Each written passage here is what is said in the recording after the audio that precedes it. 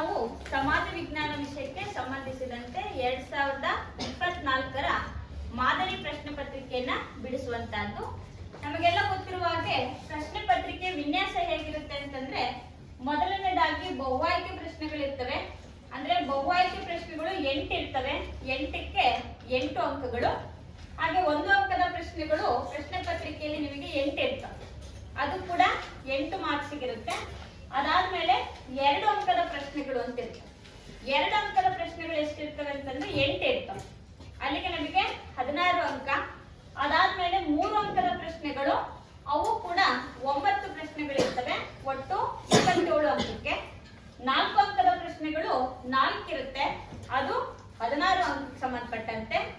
ಈ ವರ್ಷದಿಂದ ನಿಮಗೆ ನಕ್ಷೆ ಪ್ರಶ್ನೆ ಇರುತ್ತೆ 5 ಅಂಕಕ್ಕೆ. ಕಳೆದ ಬಾರಿ ನಕ್ಷೆ ಹೇಗಿತ್ತು ಅಂತಂದ್ರೆ, ನಕ್ಷೆಯನ್ನ ನೀವೇ ಬಿಡಿಸ್ಬಿಟ್ಟು 4 ಸ್ಥಳಗಳನ್ನ ಗುರುತಿಸಬೇಕಾಗಿತ್ತು.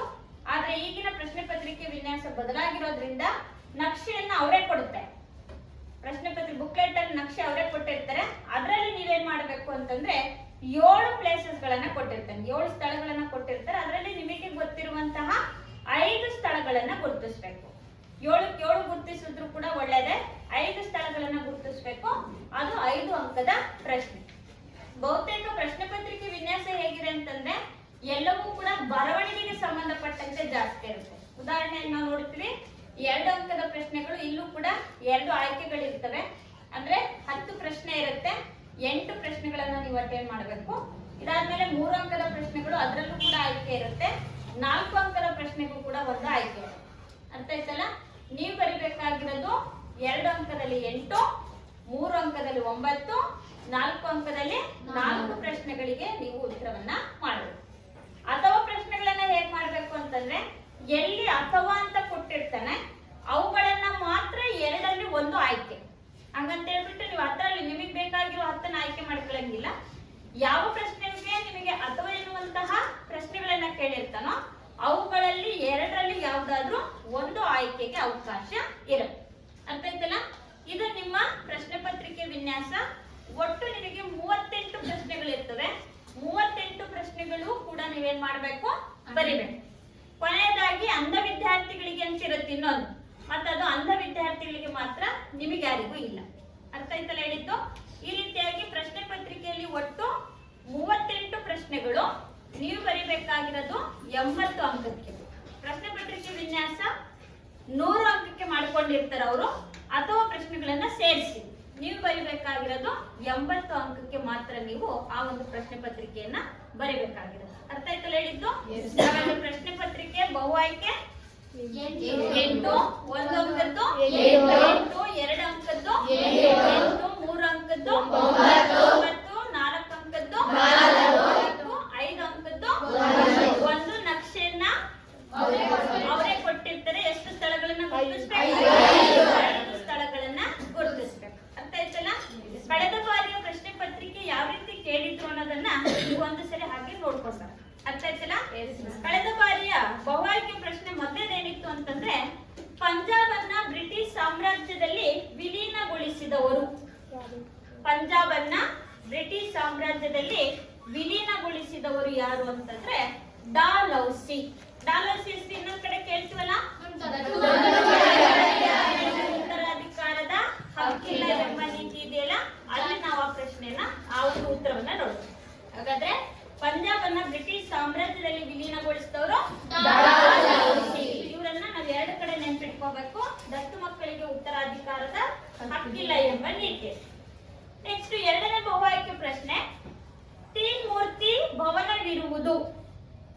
ತೀನ್ ಮೂರ್ತಿ ಭವನ ಎಲ್ಲಿರೋದು? ದೆಹಲಿಯಲ್ಲಿ. ತೀನ್ ಮೂರ್ತಿ ಭವನ ಇರುವಂತಹದ್ದಲ್ಲಿ ದೆಹಲಿಯಲ್ಲಿ. ಪರ್ಯಾಯ ಪ್ರಸ್ಥಭೂಮಿಯಲ್ಲಿ ಅತಿ ಹೆಚ್ಚು ಪ್ರದೇಶವನ್ನು ಆವರಿಸಿರುವ ಮಣ್ಣು ಕೆಂಪು ಮಣ್ಣು. ಎಲ್ಲಿ? ಪರ್ಯಾಯ ಪ್ರಸ್ಥಭೂಮಿಯಲ್ಲಿ ಅತಿ ಹೆಚ್ಚು ಆವರಿಸಿರುವಂತಹ ಮಣ್ಣು ಕೆಂಪು ಮಣ್ಣು. ಭಾರತದ ಹಸಿರು ಕ್ರಾಂತಿಯ ಪಿತಾಮಹ ಡಾಕ್ಟರ್ ಎಂ.ಎಸ್. ಸ್ವಾಮಿನಾಥನ್. ಇವರನ್ನ ಹಸಿರು ಕ್ರಾಂತಿಯ ಪಿತಾಮಹ ಅಂತ ಕರಿತೀವಿ. ನೆಕ್ಸ್ಟ್ ದಕ್ಷಿಣ ಭಾರತದ ಅತ್ಯುನ್ನತ ಶಿಖರ. ದಕ್ಷಿಣ ಭಾರತಕ್ಕೆ ಹೇಳ್ತಿರೋದು ದಕ್ಷಿಣ ಭಾರತದ ಅತ್ಯುನ್ನತ ಶಿಖರ ಅಣ್ಣಾಮುಡೈ ಅಥವಾ ಅನ್ನೈ ಮುಡಿ ಅಂತ ಹೇಳಿ ಕರೀತೀವಿ. ದಕ್ಷಿಣ ಭಾರತದಲ್ಲಿ ಭಾರತದ ಅತ್ಯಂತ ಎತ್ತರವಾದ ಶಿಖರ ಕೇಟು ಗಾಡ್ವಿನ್ ಆಸ್ಟಿನ್ ಅಂತ ಹೇಳಿ ಕರೀತೀವಿ. ನೆಕ್ಸ್ಟ್ ಮಕ್ಕಳ ಸಹಾಯವಾಣಿ ಸಂಖ್ಯೆ 1098. ಇದು 8 9 10 ಅಂತ ಅರ್ಥ ಆಯ್ತಲ್ಲ. ನೀವು ಹೈಸ್ಕೂಲ್ ಸೆಕ್ಷನ್ ಅಲ್ಲಿ ಇರುತ್ತಾನೆ 8 9 10. ಹಾಗಾದ್ರೆ ಮಕ್ಕಳ ಸಹಾಯವಾಣಿ ಸಂಖ್ಯೆ 1098. ವಿಶ್ವಸಂಸ್ಥೆಯು ಮಾನವ ಹಕ್ಕುಗಳ ಉದ್ಘೋಷಣೆ ಮಾಡಿದ ವರ್ಷ. ಮಾನವ ಹಕ್ಕುಗಳ ಘೋಷಣೆ ಮಾಡಿದ ವಿಶ್ವಸಂಸ್ಥೆ 1948. ಮಾನವ ಹಕ್ಕುಗಳ ಘೋಷಣೆ ಅದು ಕೂಡ ಡಿಸೆಂಬರ್ 10. ಪ್ರತಿ ವರ್ಷ ವಿಶ್ವ ಗ್ರಾಹಕ ದಿನವನ್ನ ಆಚರಿಸೋದು ಮಾರ್ಚ್ 15ರಂದು ಪ್ರತಿ ವರ್ಷ ವಿಶ್ವ ಗ್ರಾಹಕ ದಿನ ಅಂತ ಹೇಳ್ಬಿಟ್ಟು ಆಚರಣೆಯನ್ನ ಮಾಡ್ತಾರೆ. ಇದನ್ನ ಜಾನ್ ಎಫ್ ಕೆನಡಿ ಅಮೆರಿಕದ ಪ್ರಜೆಗಳಿಗೆ 4 ಹಕ್ಕುಗಳನ್ನ ಅನುಮೋದನೆ ಕೊಟ್ಟ. ಆ 4 ಹಕ್ಕುಗಳ ಅನುಮೋದನೆಯನ್ನ ಕೊಟ್ಟ ನೆನಪಿಗೋಸ್ಕರ ಪ್ರತಿ ವರ್ಷ ಮಾರ್ಚ್ 15ರಂದು ವಿಶ್ವ ಗ್ರಾಹಕ ದಿನಾಚರಣೆಯನ್ನ ಆಚರಿಸಲಾಗುತ್ತೆ. ಯಾಕೆ ಅಂತ ಕೇಳಿದ್ರೆ ಅದನ್ನ ಬರೀಬೇಕು. ಇಸ್ವಿಯನ್ನ ದಿನ ಕೇಳಿದ್ರೆ ಮಾರ್ಚ್ 15. ನೆಕ್ಸ್ಟ್ ವೆಲ್ಲೆಸ್ಲಿ ತನ್ನ ಹುದ್ದೆಗೆ ರಾಜೀನಾಮೆ ನೀಡಿ ಏಕೆ ಇಂಗ್ಲೆಂಡಿಗೆ ಮರಳಿದನು? ಅವನು ಯುದ್ಧ ಪ್ರಿಯ ನೀತಿಯಿಂದ ಕಂಪನಿಗೆ ಏನಾಗ್ತಿತ್ತು? ಸಾಲದ ಹೊರೆ ಹೆಚ್ಚಾಗ್ತಿತ್ತು. ಹಾಗಾಗಿ ಅವನು ತನ್ನ ಒಂದು ಹುದ್ದೆಗೆ ರಾಜೀನಾಮೆಯನ್ನ ಕೊಟ್ಟು ತನ್ನ ಇಂಗ್ಲೆಂಡಿಗೆ ವಾಪಸ್ ಮರಳಿದ. ನೆಕ್ಸ್ಟ್ ಮೊದಲನೇ ಮಹಾಯುದ್ಧಕ್ಕೆ ತತ್ಕ್ಷಣದ ಕಾರಣವೇನು? ಮೊದಲನೇ ಮಹಾಯುದ್ಧಕ್ಕೆ ತತ್ಕ್ಷಣದ ಕಾರಣ ಆಸ್ಟ್ರಿಯಾದ ರಾಜಕುಮಾರ ಯಾರು? Arc Duke Francis Ferdinand. ಇವನ ಹತ್ಯೆ, ಇವನನ್ನ ಕೊಲೆ ಮಾಡಿದ್ದಕ್ಕಾಗಿ ಮೊದಲನೇ ಮಹಾಯುದ್ಧಕ್ಕೆ ತತ್ಕ್ಷಣದ ಕಾರಣವಾಗುತ್ತೆ. ಆಸ್ಟ್ರಿಯಾದ ರಾಜಕುಮಾರ ಆರ್ಕ್ ಡ್ಯೂಕ್ ಫ್ರಾನ್ಸಿಸ್ ಫರ್ಡಿನೆಂಡಿನ ಹತ್ಯೆ. ವಿಶ್ವಸಂಸ್ಥೆಯ ಸಚಿವ ಸಂಪುಟ ಎಂದು ಕರೆಯಲ್ಪಡುವ ಅಂಗಸಂಸ್ಥೆ ಭದ್ರತಾ ಸಮಿತಿ. ಇದನ್ನು ವಿಶ್ವಸಂಸ್ಥೆಯ ಅಂಗಸಂಸ್ಥೆ ಅಥವಾ ವಿಶ್ವಸಂಸ್ಥೆಯ ಸಚಿವ ಸಂಪುಟ ಅಂತೇಳಿ ಕರೀತೀವಿ. ಸಾಮಾಜಿಕ ಸ್ತರ ವಿನ್ಯಾಸ ಎಂದರೆ ಜನರನ್ನ ಆದಾಯ, ಶಿಕ್ಷಣ, ಜಾತಿ, ಬಣ್ಣ, ಲಿಂಗ, ಬುದ್ಧಿಶಕ್ತಿ ಇವುಗಳ ಆಧಾರದ ಮೇಲೆ ಮೇಲು ಕೀಳು ಅಂತೇಳಿ ವಿಭಜಿಸುವುದನ್ನ ಅಥವಾ ವಿಭಜಿಸುವುದನ್ನೇ ಸಾಮಾಜಿಕ ಸ್ತರ ವಿನ್ಯಾಸ. ಬಾಲಕಾರ್ಮಿಕರ ನಿಷೇಧ ಮತ್ತು ನಿಯಂತ್ರಣ ಕಾಯ್ದೆಯನ್ನು ಜಾರಿಗೊಳಿಸಲಾಯಿತು. ಯಾಕೆ? ಬಾಲಕಾರ್ಮಿಕ ನಿಷೇಧ ಮತ್ತು ನಿಯಂತ್ರಣ ಕಾಯ್ದೆ 1986ರಲ್ಲಿ ಏಕೆ ಜಾರಿಗೊಳಿಸಲಾಯಿತು? ಬಾಲಕಾರ್ಮಿಕ ನಿಷೇಧ ಕಾಯ್ದೆ ಜಾರಿಗೆ ಬಂದಿದ್ದ್ಯಾಕೆ? ಬಾಲಕಾರ್ಮಿಕರನ್ನ ನೇಮಕ ಮಾಡಿಕೊಳ್ಳುವುದನ್ನ ನಿಲ್ಲಿಸೋದಿಕ್ಕೆ ಅಲ್ವಾ? ಬಾಲಕಾರ್ಮಿಕ ನಿಷೇಧ ಅಂದ್ರೇನು? ನಿಲ್ಲಿಸೋದು ಅಲ್ವಾ? ಯಾಕೆ ಅದನ್ನ ಜಾರಿಗೆ ತಂದ್ರೆ ಬಾಲಕಾರ್ಮಿಕರನ್ನ ನೇಮಕ ಮಾಡ್ಕೊಳ್ತಿದ್ರಲ್ಲ ಕೆಲಸದಲ್ಲಿ, ಹೋಟೆಲ್ಗಳಲ್ಲಿ, ಗ್ಯಾರೇಜ್ಗಳಲ್ಲೆಲ್ಲ ಕೆಲಸಕ್ಕೆ ಇಟ್ಕೊಳ್ತಿದ್ರಲ್ಲ, ಅದನ್ನ ನಿಲ್ಲಿಸೋದಿಕ್ಕಾಗಿ ಬಾಲಕಾರ್ಮಿಕ ನಿಷೇಧ ಕಾಯ್ದೆಯನ್ನ 1986ರಲ್ಲಿ ಜಾರಿಗೆ ತರಲಾಯಿತು. ಬಾವಿ ನೀರಾವರಿಯು ಅತಿ ಪ್ರಮುಖವಾದ ನೀರಾವರಿ ಪದ್ಧತಿಯಾಗಿದೆ. ಏಕೆ? ಬಾವಿ ನೀರಾವರಿ ಅತಿ ಪ್ರಮುಖ ನೀರಾವರಿ ಪದ್ಧತಿಯಾಗಿದೆ. ಯಾಕೆಂತಂದ್ರೆ ಇದು ಅತಿ ಹೆಚ್ಚು ಕೃಷಿ ಕ್ಷೇತ್ರಕ್ಕೆ ನೀರಾವರಿಯನ್ನ ಒದಗಿಸುತ್ತದೆ. ಆಮೇಲೆ ಕಡಿಮೆ ಮಳೆ ಬೀಳುವಂತಹ ಭಾಗಗಳಲ್ಲಿ ಇದು ಹೆಚ್ಚು ಉಪಯುಕ್ತ. ಯಾಕೆ? ಕಡಿಮೆ ಮಳೆ ಬೀಳುತ್ತಲ್ವಾ, ಅಂತ ಸಂದರ್ಭದಲ್ಲಿ ನಾವೇನ್ ಮಾಡ್ತೀವಿ? ಬಾವಿಗಳನ್ನ ಕೊರೆದು ಬಿಟ್ಟು ಆ ನೀರನ್ನ ಬಳಸಿ ವ್ಯವಸಾಯವನ್ನ ಮಾಡ್ತೀವಿ. ಇನ್ನೊಂದು ಇದು ನಿರ್ಮಾಣ ಮಾಡೋದು ಬಹಳ ಸುಲಭ, ಹಾಗೆ ಕಡಿಮೆ ವೆಚ್ಚದಲ್ಲಿ ಕೂಡ ಇದನ್ನ ನಿರ್ಮಿಸಬಹುದಾಗಿರೋದ್ರಿಂದ ಬಾವಿ ನೀರಾವರಿ ಹೆಚ್ಚು ಪ್ರಾಮುಖ್ಯತೆಯನ್ನ ಪಡ್ಕೊಂಡಿದೆ. ಅದರಲ್ಲಿ ಯಾವ್ದಾದ್ರು ಒಂದು ಬರೀಬೇಕು, ಒಂದು ಮಾರ್ಕ್ಸಿಗಿರೋದ್ರಿಂದ. ನೆಕ್ಸ್ಟ್ ಕೋಶೀಯ ನೀತಿ ಎಂದರೆ ಅಥವಾ ಇದನ್ನ ವಿತ್ತೀಯ ನೀತಿ ಅಂತಲೂ ಕೂಡ ಕರೀತೀವಿ. ಸರ್ಕಾರ ತನ್ನ ಆದಾಯ, ವೆಚ್ಚ ಮತ್ತು ಸಾಲಗಳಿಗೆ ಸಂಬಂಧಿಸಿದಂತೆ ಕಾಲ ಕಾಲಕ್ಕೆ ಅನುಸರಿಸುವಂತಹ ನೀತಿ. ಸರ್ಕಾರ ತನ್ನ ಆದಾಯ ಮತ್ತು ವೆಚ್ಚಕ್ಕೆ ಸಂಬಂಧಿಸಿದಂತೆ ಕಾಲ ಕಾಲಕ್ಕೆ ಏನ್ ಮಾಡುತ್ತೆ? ಅನುಸರಿಸುವಂತಹ ನೀತಿ. ಇದನ್ನ ವಿತ್ತೀಯ ನೀತಿ ಅಂತಲೂ ಕೂಡ ಕರಿತೀವಿ. ಕೋಶ ಕೋಶೀಯ ನೀತಿ ಅಂತಾನೂ ಕೂಡ ಕರಿತೀವಿ. ಎರಡು ಕೂಡ ಒಂದೇ. ನೆಕ್ಸ್ಟ್ ಟೆಲಿಶಾಪಿಂಗ್ ಇತ್ತೀಚಿನ ದಿನಗಳಲ್ಲಿ ಹೆಚ್ಚು ಜನಪ್ರಿಯವಾಗಿದೆ ಏಕೆ? ಟೆಲಿಶಾಪಿಂಗ್ ಅಂದ್ರೆ ಗೊತ್ತಲ್ಲ, ಏನು? ಮನೆಯಲ್ಲೇ ಕೂತು ವಸ್ತುಗಳನ್ನ ಖರೀದಿಸುವುದು, ಅಂತರ್ಜಾಲದ ಮೂಲಕ ಆನ್ಲೈನ್ ಮೂಲಕ ವಸ್ತುಗಳನ್ನ ಖರೀದಿಸುವುದನ್ನ ಟೆಲಿಶಾಪಿಂಗ್ ಅಂತ ಹೇಳಿ ಕರಿತೀವಿ. ಇದು ಇತ್ತೀಚಿನ ದಿನಗಳಲ್ಲಿ ಹೆಚ್ಚು ಜನಪ್ರಿಯವಾಗಿದೆ ಯಾಕೆಂದ್ರೆ ಮಾಹಿತಿ ತಂತ್ರಜ್ಞಾನ ಬೆಳವಣಿಗೆಯನ್ನ ಹೊಂದಿದೆ. ಕುಳಿತಲ್ಲೇ ವಸ್ತುಗಳು ನಮಗೆ ಲಭ್ಯವಾಗ್ತವೆ. ನಾವಿಲ್ಲಿ ಹೋಗ್ಬೇಕಾಗಿಲ್ಲ. ಒಂದು ಫೋನ್ ಮಾಡಿದ್ರು ಕೂಡ ತಿನ್ನುವಂತಹ ಆಹಾರ ಪದಾರ್ಥಗಳಾಗಿರ್ಬೋದು, ನಮಗೆ ಬೇಕಾದಂತಹ ಅಗತ್ಯ ವಸ್ತುಗಳಾಗಿರ್ಬೋದು, ನಾವು ಕೂತ ಜಾಗದಲ್ಲೇ ಏನ್ ಮಾಡ್ಬೋದು, ತರಿಸ್ಕೋಬಹುದು. ಹಾಗಾಗಿ ಇದು ಮಾಹಿತಿ ತಂತ್ರಜ್ಞಾನ ಬೆಳವಣಿಗೆಯನ್ನು ಹೊಂದಿರೋದ್ರಿಂದ ನಮಗೆ ಬೇಕಾದಂತ ವಸ್ತುಗಳನ್ನ ಮನೆಯಲ್ಲೇ ಕೂತು ತರಿಸ್ಕೊಳ್ಳೋದ್ರಿಂದ ಇತ್ತೀಚಿನ ದಿನಗಳಲ್ಲಿ ಇದು ಹೆಚ್ಚು ಜನಪ್ರಿಯತೆಯನ್ನ ಪಡ್ಕೊಂಡಿದೆ. ಇದು ಒಂದು ಅಂಕದ ಪ್ರಶ್ನೆ. ಬಹು ಆಯ್ಕೆ ಪ್ರಶ್ನೆಗಳು 8, ಒಂದು ಅಂಕದ ಪ್ರಶ್ನೆಗಳು 8. ಇನ್ನ ಈಗ ನಾವು 2 ಅಂಕದ ಪ್ರಶ್ನೆಗಳನ್ನ ನೋಡ್ತೀವಿ. ಇದು ನಾವು ಬರೀಬೇಕಾಗಿರೋದೆಷ್ಟು? 8 ಪ್ರಶ್ನೆಗಳನ್ನ ನಾವಿಲ್ಲಿ ಬರೀಬೇಕು. ಮೊದಲನೆಯದಾಗಿ, ಭಾರತದಲ್ಲಿ ಸಾಕ್ಷರತೆಯನ್ನು ವೃದ್ಧಿಸಲು ಸರ್ಕಾರ ಹೇಗೆ ಪ್ರಯತ್ನಿಸುತ್ತಿದೆ? ಸಾಕ್ಷರತೆ ಅಂದ್ರೇನು? ಅನಕ್ಷರತೆಯನ್ನ ಹೋಗಲಾಡಿಸಿ ಓದು ಬರಹ ಬಲ್ಲವರ ಸಂಖ್ಯೆ ಹೆಚ್ಚು ಮಾಡಲಿಕ್ಕೆ ಸರ್ಕಾರ ಏನ್ ಮಾಡ್ತಾ ಇದೆ? ಅಥವಾ ಅಂತ ಕೊಟ್ಬಿಟ್ಟು ಇನ್ನೊಂದು ಪ್ರಶ್ನೆ ಕೊಟ್ಟಿದ್ದಾನೆ, ವಿಶ್ವಸಂಸ್ಥೆಯ ಭದ್ರತಾ ಸಮಿತಿ ಹೇಗೆ ರಚನೆಗೊಂಡಿದೆ? ಹಾಗಾದ್ರೆ ಅಥವಾ ಅಂತ ಎಲ್ಲಿ ಕೊಟ್ಟಿರ್ತಾನೋ ಅಲ್ಲಿ ಮಾತ್ರ ಏನ್ ಮಾಡ್ಬೇಕು? ಒಂದು ಪ್ರಶ್ನೆನ ಬರೀಬೇಕು. ಇದ್ರಲ್ಲಿ ನೀವು ಯಾವ್ದಾದ್ರು ಒಂದು ಬರೀಬೇಕು. ಒಂದು ಸಾಕ್ಷರತೆಯನ್ನು ವೃದ್ಧಿಸಲು ಸರ್ಕಾರ ಕೈಗೊಂಡಿರುವ ಕ್ರಮಗಳನ್ನಾದ್ರೂ ಬರೀಬೇಕು, ಇಲ್ಲ ವಿಶ್ವಸಂಸ್ಥೆಯ ಭದ್ರತಾ ಸಮಿತಿಯ ರಚನೆನಾದ್ರೂ ಕೂಡ ಬರೀಬೇಕು. ಇಲ್ಲಿ ಮೊದಲನೇದಾಗಿ ಕೊಟ್ಟಿರೋದೇನು? ಸಾಕ್ಷರತೆಯನ್ನ ವೃದ್ಧಿಸೋದಕ್ಕೆ ಏನ್ ಮಾಡಿದೆ ಸರ್ಕಾರ ಇವತ್ತು? ಸರ್ವ ಶಿಕ್ಷಣ ಅಭಿಯಾನ, ರಾಷ್ಟ್ರೀಯ ಸಾಕ್ಷರತಾ ಮಿಷನ್ ಅಂತ ಮಾಡಿದೆ, ಸಾಕ್ಷರ ಭಾರತ ಅಂತ ಮಾಡಿದೆ, ಆಮೇಲೆ ಮೂಲಭೂತ ಹಕ್ಕುಗಳು, ಶಿಕ್ಷಣದ ಹಕ್ಕುಗಳು, ಹೌದಾ? ಇನ್ನು ಕೂಡ ನಾವು ಸೇರಿಸಿದ್ರೆ ಬಿಸಿ ಊಟದ ವ್ಯವಸ್ಥೆ, ಹೌದಾ, ಮೊಟ್ಟೆ ವಿತರಣೆ, ಕ್ಷೀರಭಾಗ್ಯ ಯೋಜನೆ, ಆಮೇಲೆ ವಯಸ್ಕರ ಶಿಕ್ಷಣ, ಇವೆಲ್ಲವನ್ನು ಕೂಡ ಸಾಕ್ಷರತೆಯನ್ನ ವೃದ್ಧಿಸೋದಕ್ಕಾಗಿ ಸರ್ಕಾರ ಕೈಗೊಂಡಿರುವ ಕ್ರಮ. ಅದಾದ್ರೂ ಬರೀಬಹುದು. ಅಥವಾ ಅಂತ ಕೊಟ್ಟಿರೋದ್ರಿಂದ ಭದ್ರತಾ ಸಮಿತಿಯ ರಚನೆ ಬರೀಬೇಕು. ಭದ್ರತಾ ಸಮಿತಿಯಲ್ಲಿ 15 ಜನ ಸದಸ್ಯರು ಇರ್ತಾರೆ. ಅದರಲ್ಲಿ 5 ಜನ ಕಾಯಂ ಸದಸ್ಯರು, 10 ಜನ ಹಂಗಾಮಿ ಸದಸ್ಯರು. 2 ವರ್ಷದ ಅವಧಿಗೆ ಹಂಗಾಮಿ ಸದಸ್ಯರನ್ನ ಸಾಮಾನ್ಯ ಸಭೆ ಆರಿಸುತ್ತೆ. ಪ್ರತಿ ಸದಸ್ಯ ರಾಷ್ಟ್ರಕ್ಕೂ ಒಂದೊಂದು ಮತದಾನದ ಹಕ್ಕಿರುತ್ತೆ. ಇನ್ನೊಂದು ವಿಶೇಷ ಏನು ಅಂದ್ರೆ, ಭದ್ರತಾ ಸಮಿತಿಯ ಕಾಯಂ ಸದಸ್ಯ ರಾಷ್ಟ್ರಗಳಿಗೆ ವಿಟೋ ಅಧಿಕಾರ ಇದೆ. ವಿಟೋ ಅಧಿಕಾರ ಅಂದ್ರೇನು? ನಿಷೇಧಾತ್ಮಕ ಮತ ಚಲಾಯಿಸುವ ಅಧಿಕಾರ. ಅದು ಯಾರಿಗೆ ಮಾತ್ರ ಇರುತ್ತೆ? ಕಾಯಂ ಸದಸ್ಯ ರಾಷ್ಟ್ರಗಳಿಗೆ ಮಾತ್ರ ಇರುತ್ತೆ. ಅರ್ಥ ಆಯ್ತಲ್ಲ? ಇದು ಭದ್ರತಾ ಸಮಿತಿಯ ರಚನೆ. ಇದ್ರಲ್ಲಿ 2ರಲ್ಲಿ ಯಾವ್ದಾದ್ರು ಒಂದು. ಈ ಬಾರಿಯೂ ಕೂಡ ಸಾಮಾನ್ಯ ಸಭೆ ಕೇಳಬಹುದು, ಅದು ಬಿಟ್ರೆ ಭದ್ರತಾ ಸಮಿತಿ ಬಗ್ಗೆ ಕೇಳ್ತಾರೆ. ಇದಾದ ನಂತರ, ಕೂಲಿ ಸಹಿತ ದುಡಿಮೆಯು ಕೂಲಿ ರಹಿತ ದುಡಿಮೆಗಿಂತ ಹೇಗೆ ಭಿನ್ನವಾಗಿದೆ? ಭಿನ್ನ ಅಂತಂದ್ರೆ ಇಲ್ಲಿ ಬರೀಬೇಕು, ವ್ಯತ್ಯಾಸ ಬರೀಬೇಕು. ಅರ್ಥ ಆಗ್ತಿದೆಯಲ್ಲ? ಅಥವಾ ಗೊಂಬೆಗಳನ್ನ ಹೇಗೆ ನಿಯಂತ್ರಿಸಬಹುದು? ನೋಡಿ, ಇಲ್ಲೂ ಕೂಡ ಒಂದು ಆಪ್ಷನ್ ಇದೆ. ಈಗ ಒಂದಾಯ್ತಲ್ಲ, 2 ಅಂಕದ ಪ್ರಶ್ನೆಗಳಲ್ಲಿ ಒಂದು ಕಡೆ ಒಂದು ಆಯ್ಕೆ ಆಯ್ತು, ಇನ್ನೊಂದು ಕಡೆ ಕೂಡ ಇನ್ನೊಂದು ಆಯ್ಕೆ ಇದೆ. ಎಷ್ಟಾದ್ರು ಅಲ್ಲಿಗೆ?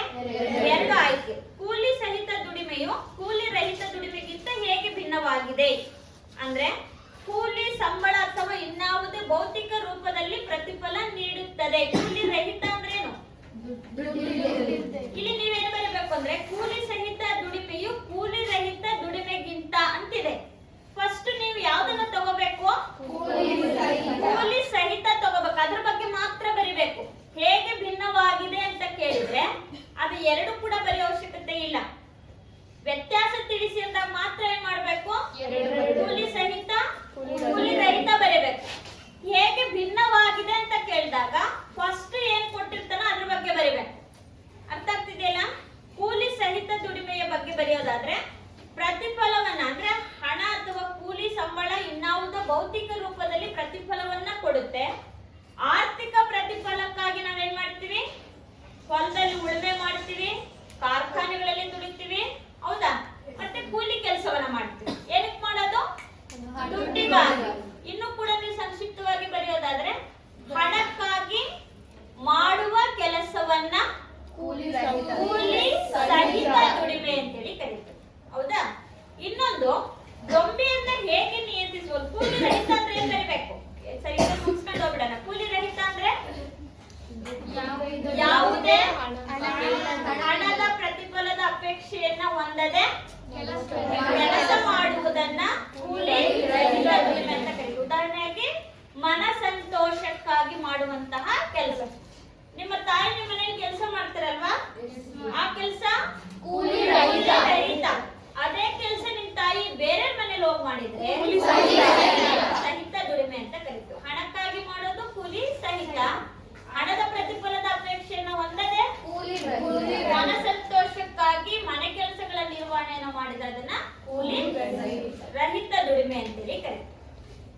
ದೊಂಬಿಯನ್ನ ಹೇಗೆ ನಿಯಂತ್ರಿಸಬಹುದು? ದೊಂಬಿ ಅಂತಂದ್ರೆ ಇದೊಂದು ರೀತಿಯಲ್ಲಿ ವಿನಾಶಾತ್ಮಕ ಮತ್ತು ಹಾನಿಕಾರಕವಾದಂತಹ ಒಂದು ಸಮೂಹ, ಹೌದಾ? ಅಧಿಕಾರಿಗಳ ಸಮಯ ಪ್ರಜ್ಞೆಯಿಂದ ಗಲಾಟೆಗಳು ಸಂಭವಿಸ್ತವಲ್ವಾ? ಈ ಒಂದು ರೀತಿಯಲ್ಲಿ ಹೇಗಿರುತ್ತೆ ಅಂತಂದ್ರೆ ವಿನಾಶಕಾರಿಯಾದಂತಹ ಒಂದು ಗುಂಪಾಗಿರುತ್ತೆ. ಇದನ್ನ ಪೊಲೀಸರು ಅಥವಾ ರಕ್ಷಣಾ ಪಡೆಗಳು ಕಾನೂನಿನ ಪ್ರಕಾರ ಏನ್ ಮಾಡಬಹುದು? ಇವುಗಳನ್ನ ನಿಯಂತ್ರಣವನ್ನ ಮಾಡಬಹುದು. ಒಂದು ಸಮಯ ಪ್ರಜ್ಞೆಯಿಂದ, ಇನ್ನೊಂದು ಪೊಲೀಸರ ರಕ್ಷಣೆಯಿಂದ ಅಥವಾ ರಕ್ಷಣಾ ಪಡೆಗಳಿಂದ, ಕಾನೂನಿನ ಮುಖಾಂತರವೂ ಕೂಡ ಇದನ್ನ ನಾವು ಸಂರಕ್ಷಣೆಯನ್ನ ಮಾಡಬಹುದು. ಇನ್ನು ಜುನಾಗಢ ಸಂಸ್ಥಾನವನ್ನು ಭಾರತದ ಒಕ್ಕೂಟಕ್ಕೆ ಹೇಗೆ ವಿಲೀನಗೊಳಿಸಲಾಯಿತು? ಜುನಾಗಢ ಸಂಸ್ಥಾನವನ್ನು ಆಳ್ವಿಕೆ ಮಾಡ್ತಾ ಇದ್ದರು ನವಾಬರ್. ಅಲ್ಲಿನ ರಾಜ ಏನ್ ಮಾಡಿರ್ತಾನೆ? ಪಾಕಿಸ್ತಾನಕ್ಕೆ ಸೇರ್ಬೇಕಂತ ಅನ್ಕೊಂಡಿರ್ತಾನೆ, ಹೌದಾ? ಹಾಗಾದ್ರೆ ಅಲ್ಲಿನ ಪ್ರಜೆಗಳು ಮಾತ್ರ ಭಾರತದ ಒಕ್ಕೂಟಕ್ಕೆ ಸೇರ್ಬೇಕು ಅಂತ ಹೇಳ್ಬಿಟ್ಟು ಅವನನ್ನ ವಿರೋಧಿಸ್ತಾರೆ. ಆ ನವಾಬನನ್ನ ವಿರೋಧಿಸಿದಾಗ ನವಾಬ ಏನ್ ಮಾಡ್ತಾನೆ? ಪಾಕಿಸ್ತಾನಕ್ಕೆ ಪಲಾಯನವನ್ನ ಮಾಡ್ತಾನೆ. ನವಾಬ ರಾಜ್ಯ ಬಿಟ್ಟು ಹೋದ್ಮೇಲೆ ಭಾರತ ಸರ್ಕಾರ ಏನ್ ಮಾಡ್ತು? ಅವರ ಜನರ ಒಪ್ಪಿಗೆಯನ್ನ ಪಡ್ಕೊಂಡು ಭಾರತದ ಒಕ್ಕೂಟಕ್ಕೆ ಅದನ್ನ ಸೇರಿಸಿದ್ರು. ಅರ್ಥ ಆಯ್ತಲ್ಲ? ಫಸ್ಟ್ ಪಾಯಿಂಟ್ ಏನ್ ಬರೀಬೇಕು? ಜುನಾಗಢದ ನವಾಬ ಪಾಕಿಸ್ತಾನವನ್ನ ಸೇರಲು ಇಚ್ಛಿಸಿದ, ಪ್ರಜೆಗಳು ಅವನನ್ನ ವಿರೋಧಿಸಿದ್ರು. ನಂತರ ನವಾಬ ಪಾಕಿಸ್ತಾನಕ್ಕೆ ಬೆಂಕಿಯನ್ನ ಎದುರಿಸಕ್ಕಾಗದೆ ಪಾಕಿಸ್ತಾನಕ್ಕೆ ಪಲಾಯನವಾಗ್ತಾನೆ. ಪ್ರಜೆಗಳ ಒಪ್ಪಿಗೆ ಮೇರೆಗೆ ಭಾರತ ಸರ್ಕಾರ ಏನ್ ಮಾಡ್ತು? ಜುನಾಗಢವನ್ನ ಭಾರತದ ಒಕ್ಕೂಟಕ್ಕೆ ಸೇರ್ಪಡೆಯನ್ನ ಮಾಡ್ಕೊಳ್ತು. ಈ 4 ಪಾಯಿಂಟ್ಸ್ ಬಂದ್ರೆ 2 ಅಂಕ. ಅರ್ಥ ಆಯ್ತಲ್ಲ ಹೇಳಿದ್ದು? ನೆಕ್ಸ್ಟ್, ಬ್ರಿಟಿಷರ ಕಾಲದ ಆಡಳಿತ ವ್ಯವಸ್ಥೆಯಲ್ಲಿ ಭಾರತೀಯ ಸೈನ್ಯವು ಬ್ರಿಟಿಷರಿಗೆ ಆಧಾರ ಸ್ತಂಭವಾಗಿತ್ತು, ಸಮರ್ಥಿಸಿ ಅಂತೇಳಿ. ಬ್ರಿಟಿಷರ ಕಾಲದ ಆಡಳಿತ ವ್ಯವಸ್ಥೆಯಲ್ಲಿ ಭಾರತೀಯ ಸೇನೆ ಬ್ರಿಟಿಷರಿಗೆ ಆಧಾರ ಸ್ತಂಭವಾಗಿತ್ತು. ಅಂದ್ರೆ ಭಾರತೀಯರ ಸೇನೆ ಅವರಿಗೆ ಬಹಳ ಮುಖ್ಯವಾಗಿತ್ತು. ಯಾರಿಗೆ? ಬ್ರಿಟಿಷರಿಗೆ. ಅದನ್ನ ಸಮರ್ಥಿಸಿ ಅಂತ ಕೊಡಿದ. ಇವೆಲ್ಲ ಹೇಗೆ ಅಂತಂದ್ರೆ ಸಮರ್ಥಿಸಿ, ಅರ್ಥೈಸಿ, ಇವೆಲ್ಲ ಅನ್ವಯ ಪ್ರಶ್ನೆಗಳು. ಅದನ್ನ ನೀವೇನ್ ಮಾಡ್ಬೇಕು ಅಂತಂದ್ರೆ ಟ್ವಿಸ್ಟ್ ಮಾಡೋದು ಅಂತ ಹೇಳ್ತಾರೆ, ಹೌದಾ? ಈ ಪದಗಳು ಮತ್ತೆ ಬೇರೆ ಏನಂತ ಅನ್ಕೋಬಾರ್ದು. ಇವೆಲ್ಲವೂ ಕೂಡ ಅಪ್ಲೈಡ್ ಕ್ವಶನ್ಸ್ ಆಗಿರ್ತವೆ. ಭಾರತೀಯರನ್ನೇ ಸೇನೆಯಲ್ಲಿ ಹೆಚ್ಚಾಗಿ ಸೇರಿಸಿಕೊಂಡಿದ್ರು ಬ್ರಿಟಿಷರು.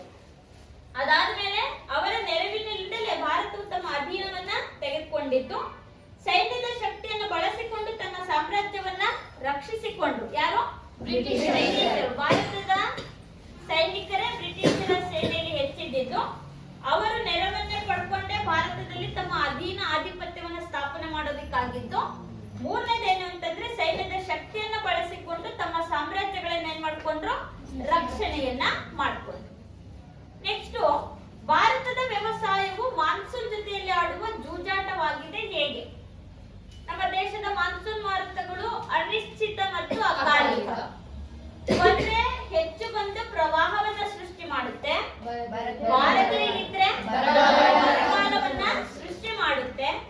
ಹಾಗಾಗಿ ಭಾರತದ ಮಾನ್ಸೂನ್ ಮಾರುತಗಳು ವ್ಯವಸಾಯದ ಜೊತೆ ಆಡುವ ಜೂಜಾಟ ಅಂತ ಕರೀತೀವಿ. ಜೂಜಾಟ ಅಂದ್ರೇನು? ಜೂಜಾಟ ಅಂದ್ರೆ ಬಂದ್ರೆ ಅಷ್ಟು ಬಂದ್ಬಿಡುತ್ತಲ್ವಾ? ಹೋದ್ರೆ ಎಲ್ಲವೂ ಕೂಡ ಖಾಲಿ ಆಗುತ್ತೆ. ನಮ್ಮ ದೇಶದ ಮಳೆಯೂ ಕೂಡ ಅಷ್ಟೇ ಅನಿಶ್ಚಿತ ಮತ್ತು ಅಕಾಲಿಕ. ಬಂದ್ರೆ ತುಂಬಾ ಬರುತ್ತೆ. ವರ್ಷ ತುಂಬಾ ಮಳೆ ಬಂತಲ್ಲ, ಕಳೆದ ವರ್ಷ ಮಳೆ ಇರ್ಲಿಲ್ಲ. ಮುಂದಿನ ವರ್ಷ ಹೀಗೆ ಬರುತ್ತೆ ಅಂತ ಏನು ಕೂಡ ನಂಬ್ಕೊಳಂಗಿಲ್ಲ. ಬಂದ್ರೆ ಬರ್ಬೋದು, ಬಾರದೇನೆ ಇರಬಹುದು. ಅರ್ಥ ಆಯ್ತಲ್ಲ? ಹಾಗಾಗಿ ಇದು ಭಾರತದ ವ್ಯವಸಾಯವು ಮಾನ್ಸೂನ್ ಜೊತೆಯಲ್ಲಿ ಆಡುವ ಜೂಜಾಟ ಅಂತೇಳಿ ಕರೀತಾರೆ. ಭಾರತದಲ್ಲಿ ಉಂಟಾಗುತ್ತಿರುವ ಶಕ್ತಿ ಸಂಪನ್ಮೂಲಗಳ ಕೊರತೆಯನ್ನ ನೀಗಿಸಲು ಹಲವಾರು ಪರಿಹಾರಗಳನ್ನ ಕೈಗೊಳ್ಳುವುದು ಅವಶ್ಯಕವಾಗಿದೆ ಏಕೆ? ನಮ್ಮ ದೇಶದ ಶಕ್ತಿ ಸಂಪನ್ಮೂಲಗಳು ಕೊರತೆಯನ್ನ ನೀಗಿಸೋದಿಕ್ಕೆ, ಕೊರತೆ ಅಂತಂದ್ರೆ ಇವಾಗ ಕೆಲವೊಂದು ಶಕ್ತಿ ಸಂಪನ್ಮೂಲಗಳು ನಮ್ಮಲ್ಲಿ ಬರಿದಾಗ್ತಾ ಇದಾವ, ಖಾಲಿ ಆಗ್ತಿದಾವಲ್ಲ. ಆ ಖಾಲಿ ಆಗ್ತಾ ಇರುವಂತಹ ಶಕ್ತಿ ಸಂಪನ್ಮೂಲಗಳನ್ನ ಮತ್ತೆ ನಾವು ಹಲವಾರು ಪರಿಹಾರ ಕ್ರಮಗಳನ್ನ ಬಳಸ್ಕೊಳ್ತಾ ಇದೀವಿ. ಯಾಕೆ ಅಂತಂದ್ರೆ ಮುಗಿದು ಹೋಗುವ ಸಂಪನ್ಮೂಲಗಳನ್ನ ಸಂರಕ್ಷಣೆ ಮಾಡ್ಕೊಳ್ತೀವಿ.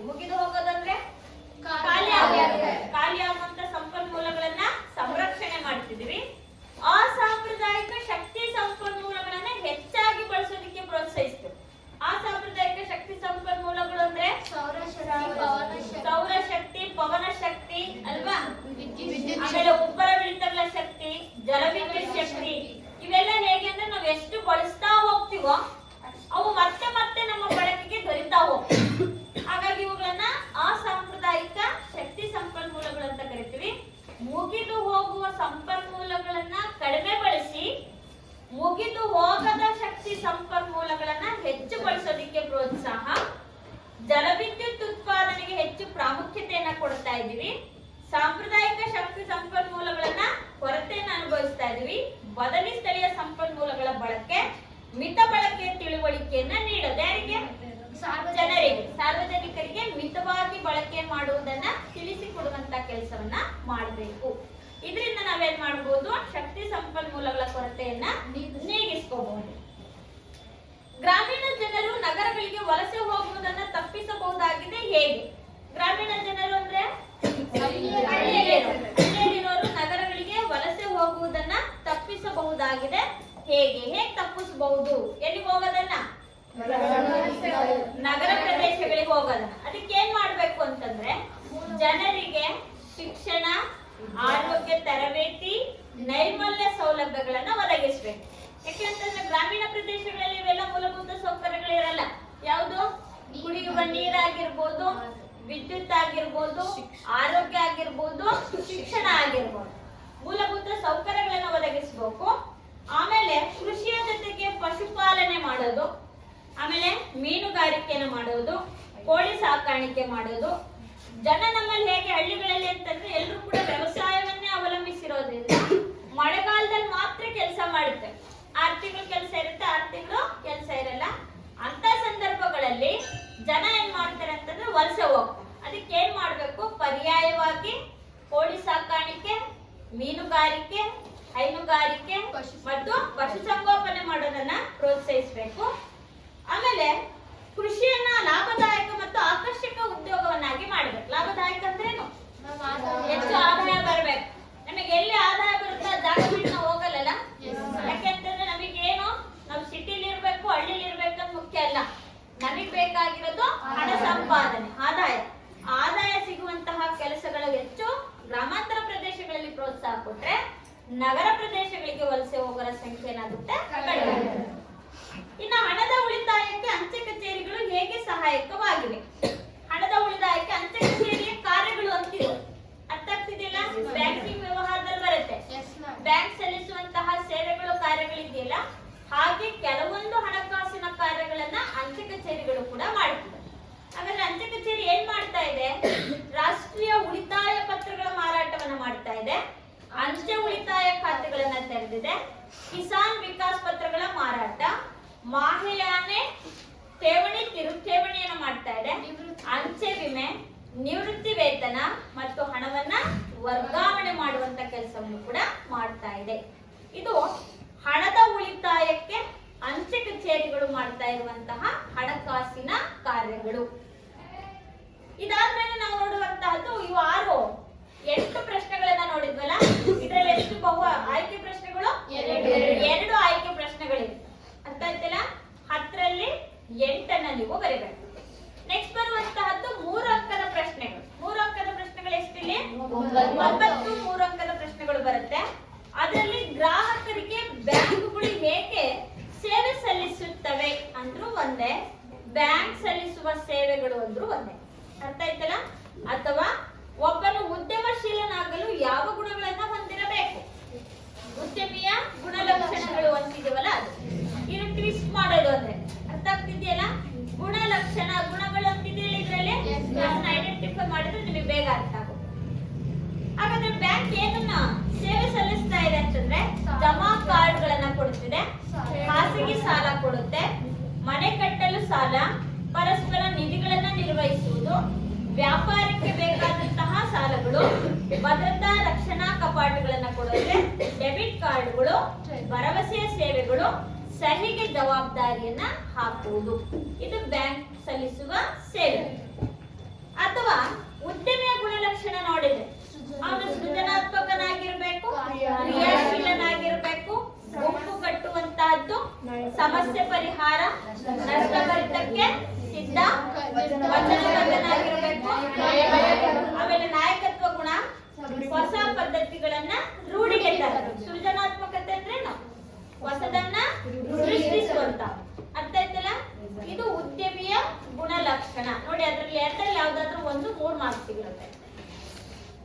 ನೆಕ್ಸ್ಟ್, ಬಕ್ಸಾರ್ ಕದನವು ಬ್ರಿಟಿಷ್ ಈಸ್ಟ್ ಇಂಡಿಯಾ ಕಂಪನಿಯ ಮೇಲೆ ಬೀರಿದ ಪರಿಣಾಮಗಳೇನು? ಬಕ್ಸಾರ್ ಕದನದ ಪರಿಣಾಮಗಳು.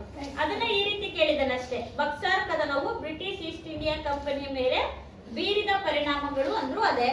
ಡೈರೆಕ್ಟ್ ಆಗಿ ಕೇಳೋದಾದ್ರೆ ಬಕ್ಸಾರ್ ಕದನದ ಪರಿಣಾಮಗಳೇ, ಅಥವಾ ಭಾರತ ಸ್ವತಂತ್ರ ಹೋರಾಟದಲ್ಲಿ ಕ್ರಾಂತಿಕಾರಿಗಳ ಹೋರಾಟದ ವಿಧಾನಗಳು ಹೇಗೆ ಭಿನ್ನವಾಗಿದ್ದವು.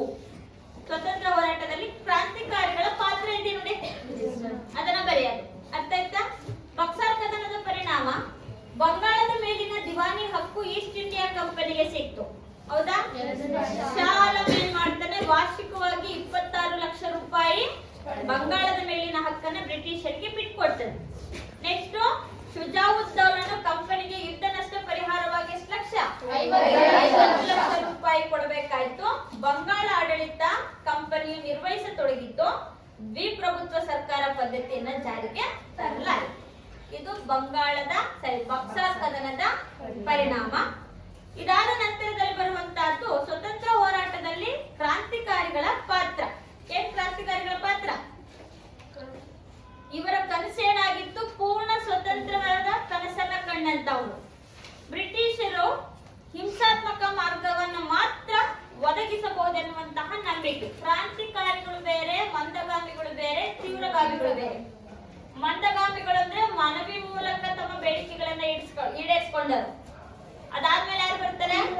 ತೀವ್ರವಾದಿಗಳು ಬರ್ತಾರೆ. ಇವರು ಬೇಕಾದ ಬೇಡಿಕೆಗಳನ್ನ ಈಡೇರಿಸುವಂತೆ ಹಠ ಹಿಡಿದವರು.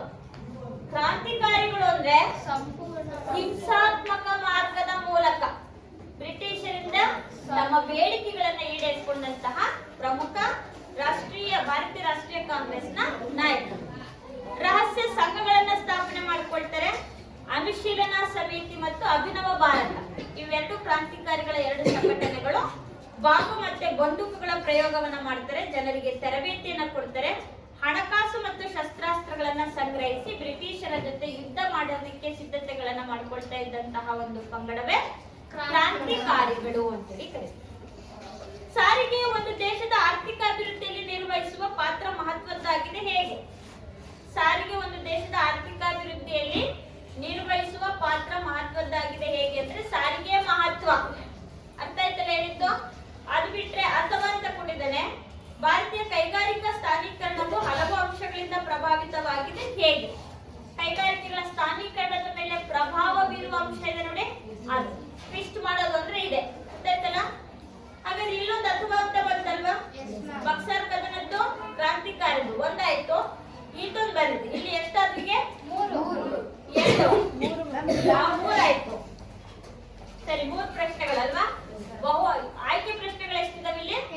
3 ಇರ್ತವೆ. ಸರಿ, ಬರೆಯೋದು 9, ಆಯ್ಕೆಗಳು 3 ಪ್ರಶ್ನೆಗೆ ಮಾತ್ರ ಆಯ್ಕೆ. ಅರ್ಥ ಆಯ್ತಲ್ಲ? ಹಾಗಾದ್ರೆ ಸಾರಿಗೆ ಮಹತ್ವ ಏನು ಅಂದ್ರೆ, ವಸ್ತು ಮತ್ತು ಸೇವೆಗಳನ್ನ ಅವಶ್ಯಕವಿರುವ ಕಡೆ ಸಾಗಿಸೋದಿಕ್ಕೆ ಬೇಕು. ವ್ಯವಸಾಯದ ಅಭಿವೃದ್ಧಿಗೆ ಸಹಾಯಕ, ಕೈಗಾರಿಕೆಗಳಿಗೆ ಸಹಾಯಕ, ಗಣಿಗಾರಿಕೆಗೆ, ಅರಣ್ಯಗಳಿಗೆ ಮತ್ತು ಮೀನುಗಾರಿಕೆಗೆ ಸಾರಿಗೆ ನಮಗೆ ಸಹಾಯವನ್ನ ಒದಗಿಸಿಕೊಡುತ್ತದೆ. ಹೌದಾ? ಅದಾದ್ಮೇಲೆ ಹೈನುಗಾರಿಕೆಗೆ ಬೇಕು, ಮಾರುಕಟ್ಟೆಗೆ ಸಂಪರ್ಕವನ್ನ ಕಲ್ಪಿಸೋದಿಕ್ಕೆ, ಶೀಘ್ರಗತಿಯ ಪ್ರಸರಣವನ್ನ ಮಾಡಲಿಕ್ಕೆ ಮತ್ತು ಸೈನ್ಯದ ರವಾನೆಗೂ ಕೂಡ ನಮಗೆ ಸಾರಿಗೆ ಸಹಾಯವನ್ನ ಮಾಡುತ್ತೆ. ಇದಾದ್ಮೇಲೆ ಬರೋದು ಕೈಗಾರಿಕೆಗಳ ಸ್ಥಾನೀಕರಣದ ಮೇಲೆ ಬೀರುವ ಪ್ರಭಾವ ಬೀರುವಂತಹ ಅಂಶಗಳು. ಇದು ಕೂಡ ಇಂಪಾರ್ಟೆಂಟ್. 3 ಮಾರ್ಕ್ಸ್ಗೆ ಕಚ್ಚಾ ವಸ್ತುಗಳು, ಶಕ್ತಿ ಸಂಪನ್ಮೂಲ, ಮಾರುಕಟ್ಟೆ, ಸಂಚಾರ ಸೌಲಭ್ಯ, ಕಾರ್ಮಿಕರ ಪೂರೈಕೆ, ಆಮೇಲೆ ಭೂಮಿಯ ದೊರೆಯುವಿಕೆ, ಸರ್ಕಾರದ ನೀತಿ, ಸೂಕ್ತ ವಾಯುಗುಣ, ಬಂಡವಾಳ, ನೀರು, ಮೂಲಭೂತ ಸೌಕರ್ಯ. ಇಷ್ಟು ಎಲ್ಲವೂ ಒಂದೇ ಕಡೆ ಬೇಕಂತೇನಿಲ್ಲ. ಎಲ್ಲಿ ನಮಗೆ ಬೇಕಾದಂತಹ ಹೆಚ್ಚು ಸೌಕರ್ಯಗಳು ಸಿಗುತ್ತೋ ಅಂತ ಪ್ರದೇಶಗಳಲ್ಲಿ ನಾವೇನ್ ಮಾಡ್ತೀವಿ? ಕೈಗಾರಿಕೆಗಳ ಸ್ಥಾಪನೆಯನ್ನ ಮಾಡ್ತೀವಿ. ಸಾರ್ವಜನಿಕ ಹಣಕಾಸಿನ ಮಹತ್ವವನ್ನ ವಿವರಿಸಿ ಅಥವಾ ಸುಗ್ಗಿ ಪೂರ್ವ ಹಾಗೂ ಸುಗ್ಗಿ ನಂತರದ ತಂತ್ರಜ್ಞಾನ ಹಸಿರು ಕ್ರಾಂತಿಯನ್ನ ಹೇಗೆ ಉಂಟು ಮಾಡಿದ್ದು ವಿವರಿಸಿ ಅಂತ ಕೊಟ್ಟಿದ್ದಾರೆ. ಇಲ್ಲೂ ಕೂಡ ಒಂದು ಅಥವಾ ಪ್ರಶ್ನೆ ಇದೆ. ಸಾರ್ವಜನಿಕ ಹಣಕಾಸಿನ ಮಹತ್ವ ಏನು ಅಂದ್ರೆ, ದೇಶದ ಅಭಿವೃದ್ಧಿಯನ್ನ ದೃಷ್ಟಿಯಲ್ಲಿಟ್ಟುಕೊಂಡು ನಿರ್ವಹಿಸುವುದು, ನೈಸರ್ಗಿಕ ಸಂಪತ್ತು, ಶ್ರಮ, ಭೌತಿಕ ಬಂಡವಾಳ ಸಮರ್ಪಕವಾಗಿ ಹಂಚಿಕೆಯಾಗೋದಕ್ಕೆ ಸಹಾಯ, ಉತ್ಪಾದನೆ ಗರಿಷ್ಠ ಮಟ್ಟವನ್ನ ಹೆಚ್ಚಿಸೋದು, ಆದಾಯ ಎಲ್ಲಾ ಪ್ರತಿಗಳಲ್ಲಿ ಸಮನಾಗಿ ಹಂಚಿಕೆ ಮಾಡೋದು, ಜನರು ನೆಮ್ಮದಿಯಿಂದ ಬದುಕಲಿಕ್ಕೆ ಸಹಾಯಕ, ದೇಶದ ಆರ್ಥಿಕ ಅಭಿವೃದ್ಧಿ, ಬಡತನ ನಿರುದ್ಯೋಗವನ್ನ ಹೋಗಲಾಡಿಸುವುದು, ಆರ್ಥಿಕ ಏರಿಳಿತ ನಿಯಂತ್ರಣ ಮತ್ತು ಆರ್ಥಿಕ ಸ್ಥಿರತೆ. ಇದಾದ್ಮೇಲೆ ಸುಗ್ಗಿ ಪೂರ್ವ ಸುಗ್ಗಿ ನಂತರ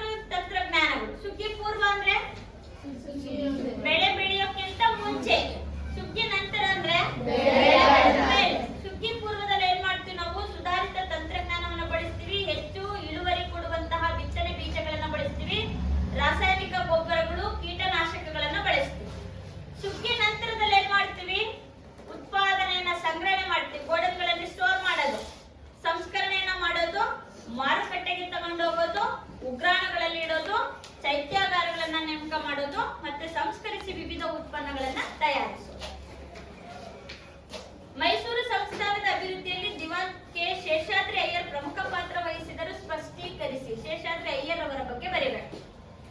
ರಾಜ್ಯದ ಸಮಸ್ತ ಸಮಸ್ಯೆಗಳ ಅರಿವನ್ನ ಹೊಂದಿದ್ರು, ರಾಜ್ಯದ ಹಣಕಾಸಿನ ಸ್ಥಿತಿ ಉತ್ತಮಗೊಳಿಸಿದ್ದು, ರೈಲು ಮಾರ್ಗದ ರಚನೆ ಮಾಡಿದ್ದು, ಸಿವಿಲ್ ಸರ್ವಿಸ್ ಪರೀಕ್ಷೆಯನ್ನು ಮೊಟ್ಟ ಮೊದಲು ಪ್ರಾರಂಭ ಮಾಡಿದ್ದು ಇವರೇ.